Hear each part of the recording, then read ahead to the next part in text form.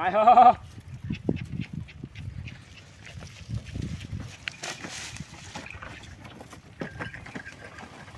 আগে আমরা ছোটবেলায় দেখেছি এক এক বাড়ি 2 জোড়া 3 জোড়া থেকে খালের গরু। সেই আমল থেকে আমরা নাম উঠেছি।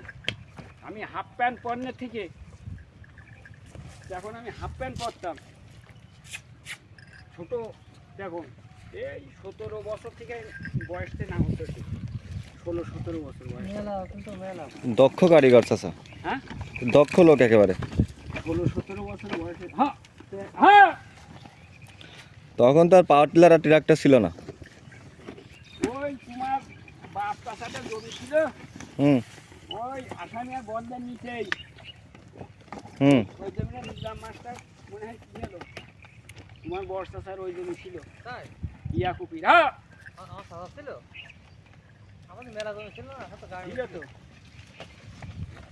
এখন মই দিতাম নাঙল মোটে 60 টাকা। তোমার বর্ষা স্যার ওই যে সেলিমদের বাড়ি না আব্বাসদের বাড়ি, হ্যাঁ ওই জমিটা কিনে এলো ওই হায়দারের বাপের কাছ থেকে 30,000 টাকায়। ওই জমিটা ওই সময় 30,000 তোমার 30 লাখ টাকার মূল্য। 30,000 টাকায় ওই জমি কিনে এলো। কিনে এবার আমাদের কাছে আসে পয়লা কসন, বলছে মামু তোমাদের তো ভিটে জমি কম, ওই জমিটা তুমি নিয়ে খাও। আমার মা বললে যে না আমার এখানে বাপের ভিটে, আমি এখান থেকে যাবো না।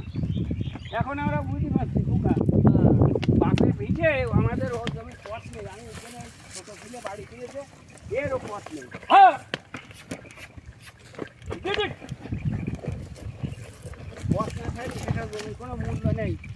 আইগেনার মামাইতে ভাইদের সাথে আমরা নেই মিলেমিশে খালাম, কিন্তু এমন দিন আইবে বুঝলে আমার ছেলেদের সাথে আমার মামাইতে ভাইদের সাথে মিল মহব্বত থাকবে না।